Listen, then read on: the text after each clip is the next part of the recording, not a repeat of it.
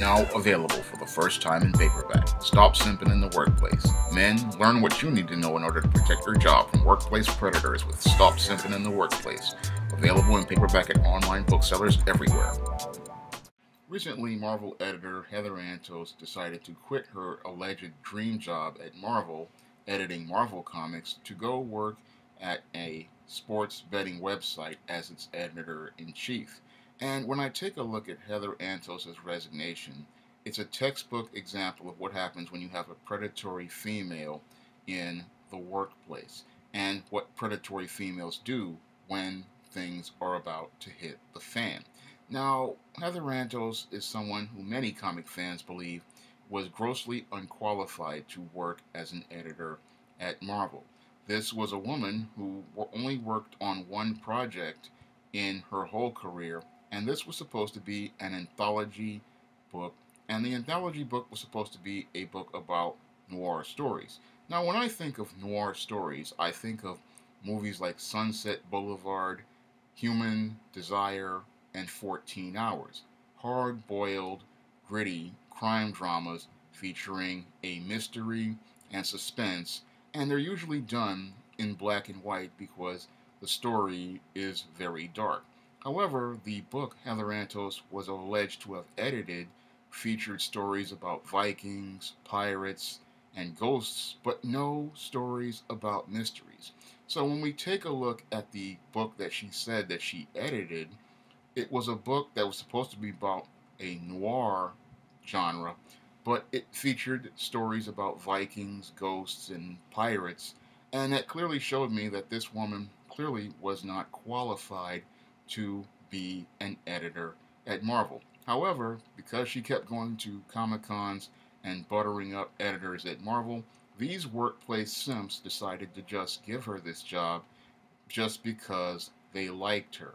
And because they liked her, they hired her to be an editor at Marvel. And while she was working at Marvel, she showed that she was not qualified for the job because sometimes she did not know when her own books were being released and made no efforts to try to promote Marvel Comics on social media. And she spent most of her time on social media going back and forth with fans in unprofessional and personal exchanges that made the Marvel brand appear in a negative light. And because her bosses did not approach her objectively or see her in a professional manner, they did not hold her accountable for her behavior. And this behavior continued to escalate on social media. And this was reported not by people like Your Diversity in Comics and many others, who saw her extremely unprofessional exchanges and called it out in numerous videos. Now, I look at this female, and again, this is a textbook case of a predatory female who is working in an office space with workplace simps. Now, whenever you have a predatory female in a workplace, what she will do, again, is use her beauty and her charms to get these guys under her spell, and then after she gets the job, she does not do the job very well. And because she has the simps under her finger, she is not held accountable to any sort of standard. And your Heather Antos was not held to any sort of standard, even though comic fans on social media and YouTube were calling her out about her irresponsible, reckless, egregious, and unprofessional behavior. As they called her out, she then tried to make herself out to be a victim as they were promoting this Secret Empire event. And then they posted a picture of her and her employee and the other co-workers with this so-called milkshake picture, a picture which is gone down in infamy at Marvel Comics, as they call it, the Milkshake Crew. And when I looked at that picture, I saw a group of workplace simps standing behind predatory females, because this incident was going on as a major comic event was going on, and it showed that the simps were more focused on pleasing and appeasing the women in their workplace than promoting the products at Marvel Comics. So this is one of the reasons why, in addition to the bad writing from Nick Spencer, that this Secret Empire event was one of the biggest disasters in comic book history, because Marvel's editors clearly showed that their eyes weren't on the prize, and they were more about protecting a predatory female in the workplace and unprofessional people in their workplace than focusing on creating quality products for their brand. And when I look at this female's behavior that continued to escalate on social media after the milkshake incident, where she continued to argue with fans, argue with customers, and argue with people like for Diversity in Comics and many others, it clearly showed me that management was too spellbound by this female to hold her accountable. Now, any other boss would look at that extremely unprofessional behavior she was engaging in, and they would have called her into her office regarding the behavior she was participating in social media. Unfortunately, when you have a workplace simp running things, he does not hold females to any sort of standard. Because he does not hold females to any sort of standard, what happens is they run amok and then they do things that wind up damaging your brand. And what happened is the Marvel brand suffered a lot on social media due to this female's behavior and the behavior of many other people who work at Marvel, because what they did not understand is the way you behave on social media is something that reflects on the company. When people see people on social media arguing with people and going back and forth with people instead of providing quality customer service, what people are going to do is they're not going to have an incentive to buy your products, and they're going to tell other people not to buy your products. Moreover, people on the outside of social media who are following these tweets are also not getting any incentive to go out and buy these products, because they're saying that the people who are working at this company, if they're acting this way, they're making the products look bad. And if this is the way they're acting, they have no incentive to buy the product. And when we look at this Heather Antos' behavior, it reflected very negatively on Marvel and the Marvel brand, and was one of the key reasons why many of the books she was working on were starting to have lower sales, because people, again, they looked at this behavior and they said it reflected negatively on the Marvel brand. But when it comes down to predatory females, they are not about producing quality work. As I stated in my ebook and my paperback, Stop Simping in the Workplace, the predatory female is only there to collect a check at the expense of a company and take advantage of the men in the workplace so that she can continue to get access to resources. And this is what Heather Antos, I believe, was trying to do with Marvel, because the way she quit the job she said she was so passionate about showed me this, because this was a textbook example of monkey branching. Because once Axel Alonso was terminated at Marvel and C.B. Cebulski was put in place as editor-in-chief, I clearly saw female nature in action as she decides to quit her so-called dream job and then go to work for some obscure sports betting site as an editor-in-chief. This was textbook monkey branching, because she knew all the resources were about to dry up, because she had alienated a lot of people in the comic book community.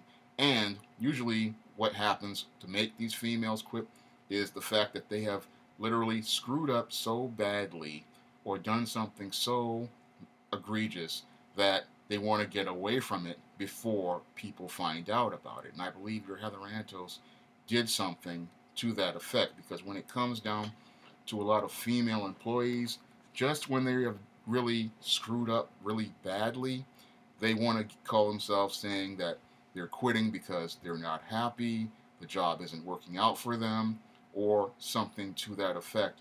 And they'll go line up another job with another group of workplace suckers to have a place to go. Now, this female said that this was her dream job, and she was always going to these cons looking to get this type of work. She gets this dream job, and then all of a sudden she's just going to leave for no reason, even though there's a new editor-in-chief coming in.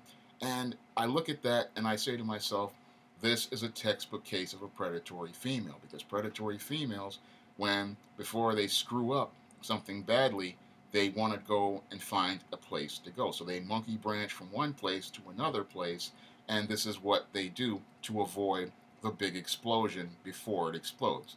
Usually they have made such a mess someplace that she's going to leave it behind for other people to find out, and then those people find out and find out that this is a complete and utter disaster. And because she's gone, they can't hold her accountable, and they're forced to clean up the mess. And when I look at Marvel's editors, these guys are guys who are still playing Candyland when they should be playing chess. Because any guy who plays chess could see the bigger picture regarding a female like Heather Antos, and they would not have hired her from day one to edit on any of their books. They would have judged her based on merit and the background that she had, and said that you editing one anthology does not qualify you to edit comic books at a company like Marvel Comics.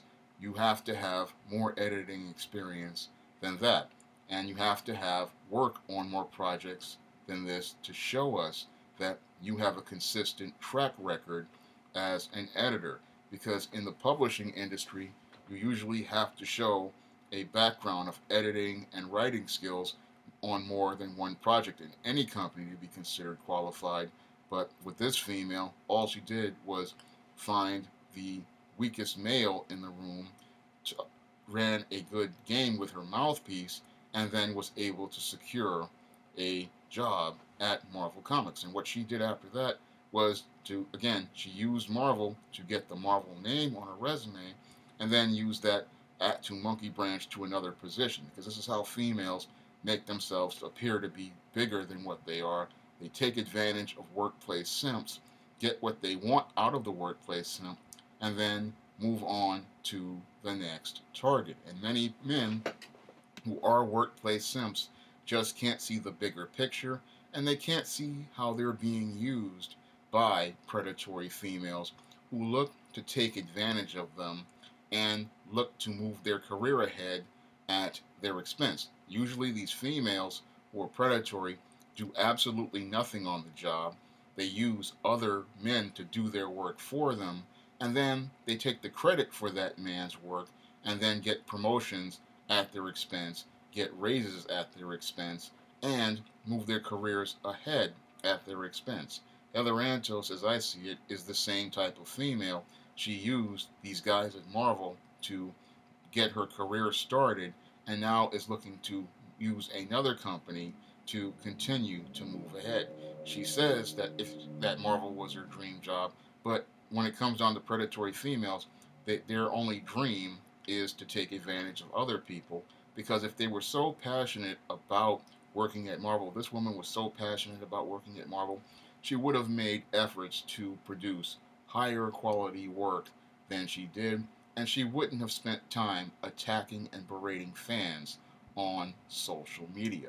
A person who truly is passionate about their dream job is going to make efforts to preserve it and protect it, not do things to cause damage to a brand that they say they care so much about. So when I take a look at this Heather Antos, she is another textbook example of a predatory workplace female, the kind of workplace female men need to take a really serious look at and be careful before they get involved with them.